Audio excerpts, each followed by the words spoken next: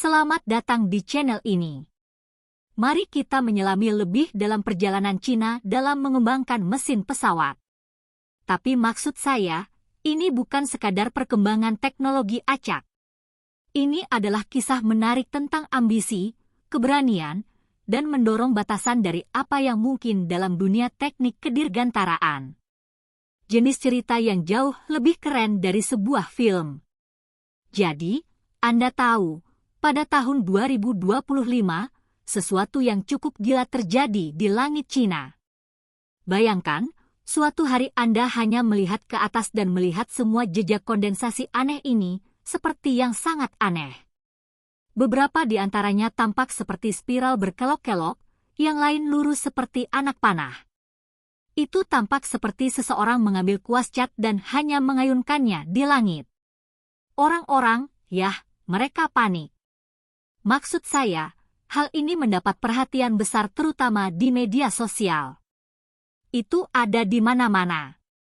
Beberapa orang bahkan berspekulasi bahwa mungkin itu alien.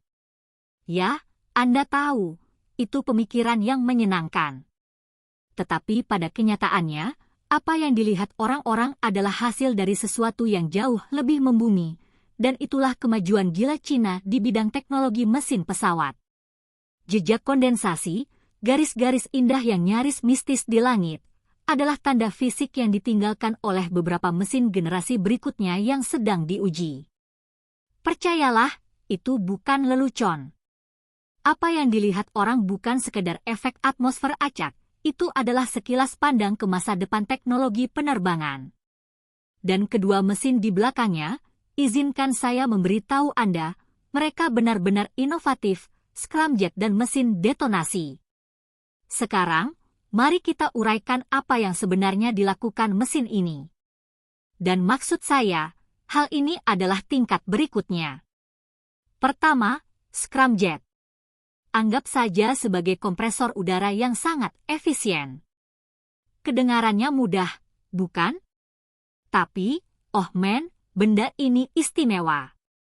Saat sebuah pesawat terbang sangat cepat, jauh melampaui kecepatan biasa, udara yang masuk pada dasarnya dikompresi oleh semacam tangan tak terlihat di dalam mesin.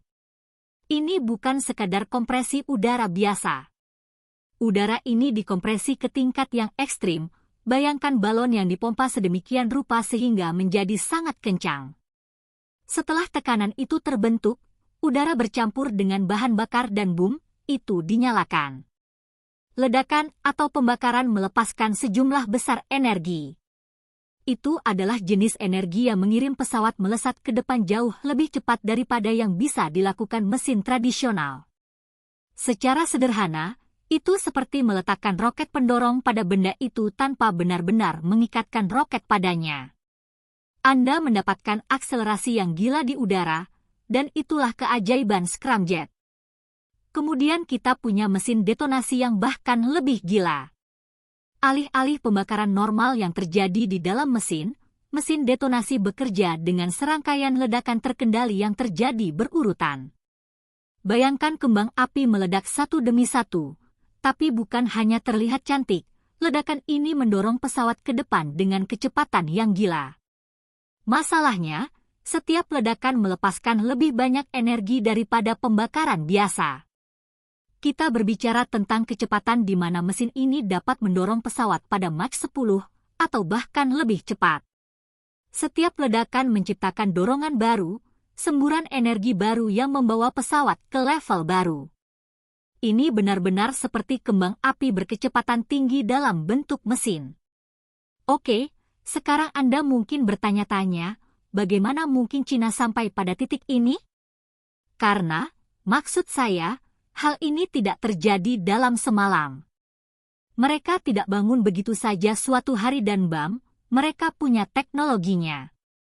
Ini adalah perjalanan panjang yang memakan waktu bertahun-tahun untuk penelitian, pengembangan, dan usaha keras dari beberapa orang yang sangat brilian.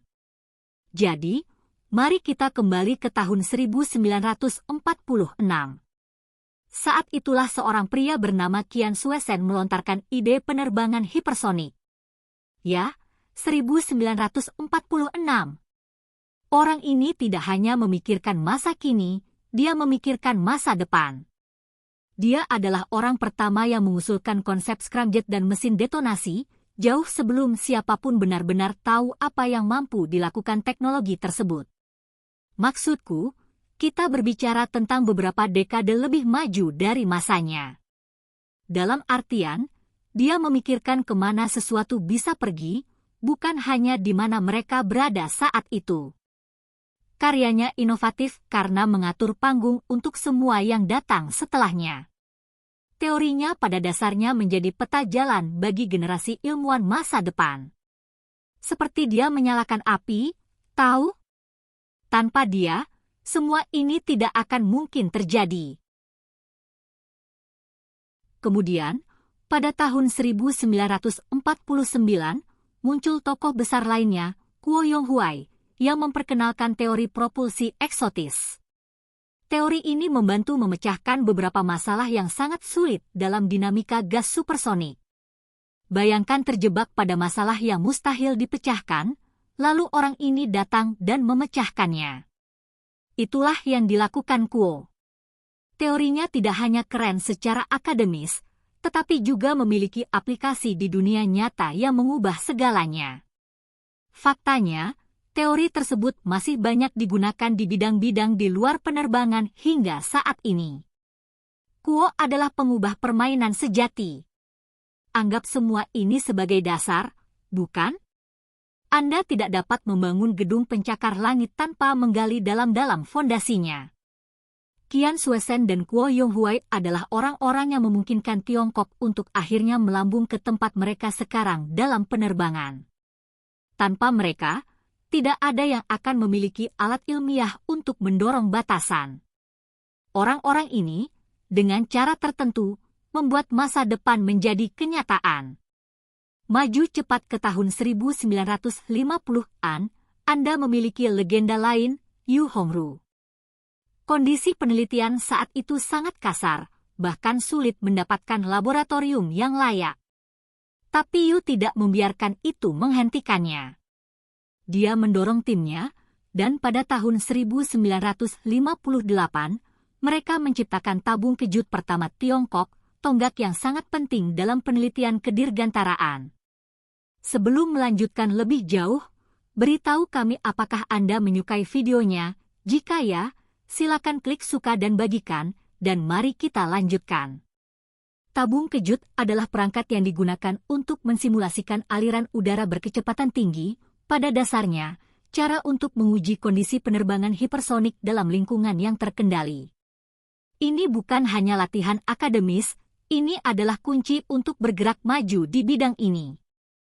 Kemudian, pada tahun 1990-an, tim Yu melangkah lebih jauh dan menciptakan terowongan angin kejut detonasi hidrogen oksigen pertama di dunia. Ya, nama itu terdengar panjang, tapi apa artinya? Itu berarti Tiongkok sekarang mampu mensimulasikan kondisi penerbangan yang tidak dapat dilakukan siapapun. Penerbangan hipersonik sangat sulit untuk diuji dalam kehidupan nyata, tetapi dengan teknologi ini, Tiongkok dapat menguji semuanya di darat, sebuah lompatan besar dalam penelitian. Sekarang mari kita bicarakan tahun 2000-an. Seorang pria bernama Jiang Zonglin, bintang rock di bidang ini, mengambil tongkat estafet. Pada tahun 2012, timnya membangun terowongan angin super besar yang disebut JF-12. Terowongan ini mampu mensimulasikan kondisi penerbangan dengan kecepatan hingga Mach 9 di ketinggian mencapai 40.000 meter. Itu sangat besar. Anggap saja sebagai tempat uji coba utama untuk segalanya. Dengan JF-12, Tiongkok tidak hanya melompat maju, mereka melambung ke posisi terdepan secara global dalam hal penerbangan berkecepatan tinggi di ketinggian tinggi. Dan kemudian pada tahun 2023, lompatan maju yang gila lainnya, tim Jiang menyelesaikan proyek terowongan angin JF-22. Benda ini dapat mensimulasikan kondisi penerbangan pada Mach 30 dengan ketinggian hingga 100.000 meter. Itu seperti hal tingkat berikutnya, benar-benar mengubah permainan. Semua ini adalah hasil dari perjalanan panjang, dimulai dari para pionir yang memikirkan masa depan sebelum orang lain bahkan bisa membayangkannya. Dan izinkan saya memberitahu Anda, ini adalah terowongan angin yang menempatkan Tiongkok pada posisi terdepan yang tak terbantahkan dalam hal teknologi penerbangan. Yang menakjubkan adalah bagaimana terobosan ini, Anda tahu, seperti platform dunia nyata yang benar-benar dapat menguji dan mengoptimalkan mesin untuk pesawat hipersonik masa depan. Ini bukan hanya teoritis lagi, Tiongkok sekarang memiliki sarana untuk mewujudkan semua ini. Anda tidak bisa mengabaikannya begitu saja karena ini bukan sekadar teknologi masa depan, ini ada di sini. Dan bergerak cepat. Sekarang, saya tidak akan berbohong, ini bukan hanya kemenangan bagi Tiongkok. Ini adalah kemenangan bagi umat manusia. Ini tentang sains dan inovasi, dan seperti yang Anda mengerti, kan? Dan hei, siapa tahu? Mungkin ini akan menginspirasi negara lain untuk mengejar ketertinggalan dan berpikir lebih besar. Itulah yang dilakukan pekerjaan semacam ini, menginspirasi. Bagaimanapun, mari kita teruskan. Masih banyak yang harus dibahas selain ini. Ini seperti menyaksikan dasar-dasar yang sedang diletakkan untuk dunia jenis baru, di mana segala sesuatunya tampak mungkin. Dan kita baru saja memulai pengejaran tanpa henti terhadap apa yang akan datang. Ini tentang membangun masa depan, langkah demi langkah, dan mendorong batas-batas teknologi. Di sini adalah fondasinya. Bagaimana pendapat Anda mengenai video ini? Jika Anda punya pendapat, silahkan tuliskan pendapat Anda pada bagian komentarnya. Dan jika Anda suka dengan video ini, silahkan klik like dan subscribe. Dengan begitu kami akan membuat video lainnya untuk Anda semua. Terima kasih dan sekian dulu dan sampai jumpa di video berikutnya.